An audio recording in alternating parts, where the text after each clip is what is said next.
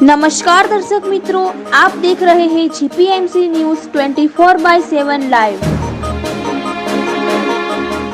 શરૂ થયેલી પવિત્ર ચૈત્રી નવરાત્રિનો યાત્રાધામ અંબાજી ખાતે વિધિવત ભવ્ય પ્રારંભ, જેને લઈ માતાજીના મંદિરમાં વહેલા સવારથી જ યાત્રિકોનો ભારે ઘસારો જોવા મળ્યો હતો।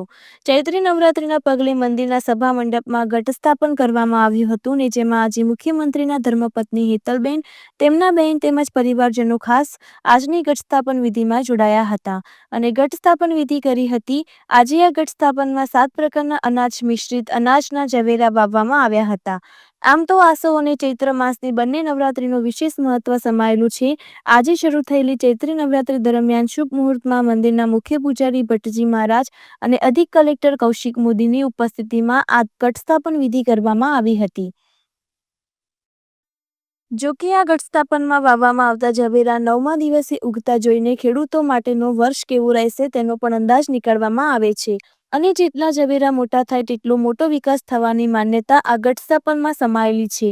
એટલું જ નહીં, આ નવરાત્રિમાં પૂજા અર્ચનની મંત્રનો વિશેષ મહત્વ સમાયેલું છે કે હિન્દુઓ માટેનું આજથી નવા વર્ષની પણ શરૂઆત થાય છે। જ્યારે આજે અંબાજીમાં આજે પ્રથમ નોરતે દૂર દૂરથી આવેલા શ્રદ્ધાળુઓએ સવારની મંગળા આરતી કરીને ધન્યતા પણ અનુભવી હતી અને સાથે વિશ્વ કલ્યાણ માટે સંકલ્પ કર્યો હતો। આ સાથે મંત્રી મુકેશભાઈ પટેલ મંદિર ચાચર ચોક યજ્ઞશાળા ખાતે માતાજીની ધજાની વિશેષ પૂજા કરી અને મંદિરના શિખરે ચડાવી ધજા મંદિર નૃત્ય મંડપમાં માતાજીની ધૂનમાં જોડાયા હતા। મંત્રીજીએ અંબિકેશ્વર મહાદેવના લીધા આશીર્વાદ। GPMC news 24/7 live Ambaji. સર્વદેવી મયન જગત, આખું જગત દેવીમય છે। આ વસંત ઋતુમાં આવતી નવરાત્રિને વાસંતિક નવરાત્રિ જે ચૈત્ર મહિનામાં આવે છે અને બીજી જે મોટી હોય છે એ આસો મહિનામાં આવે છે અને શારદીય નવરાત્રિ કહેવામાં આવે છે। અહીંયા દર 2 વર્ષની અંદર 2 વખતે ઘટ સ્થાપન કરવામાં આવે છે। આજે પણ અત્યારે માતાજીનું ત્યાં આગળ સન્મુખ ઘટ સ્થાપન કરવામાં આવ્યું અને ઝવેરા વાવવામાં આવ્યા।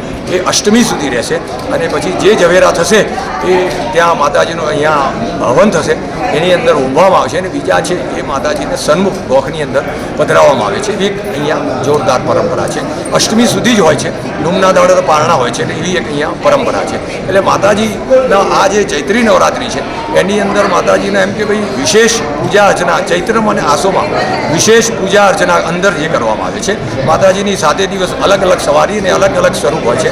આજે માતાજીના દર્શનનો સમયમાં ફેરફાર હતો, જે સવારે 7થી તે 11:30 સુધી ખુલ્લું રહેશે, પછી સાંજે બપોરે 12:30થી તે 4:30 સુધી ખુલ્લું રહેશે અને સાંજે 7થી તે 9 સુધી માતાજી। ખાસ કરીને આજે મુખ્યમંત્રીશ્રીના ધર્મપત્ની અને બેન આજે ચૈત્ર સુદ એકમ એટલે ચૈત્રી નવરાત્રીનો પ્રારંભ આસો નવરાત્રી અને ચૈત્રી નવરાત્રી બંને અંબાજી મંદિરમાં ભવ્ય રીતે ઉજવવામાં આવે છે। ચૈત્રી નવરાત્રીના પ્રારંભે આજે મંગળા આરતીમાં મોટી સંખ્યામાં માઈ ભક્તો હાજર રહ્યા હતા।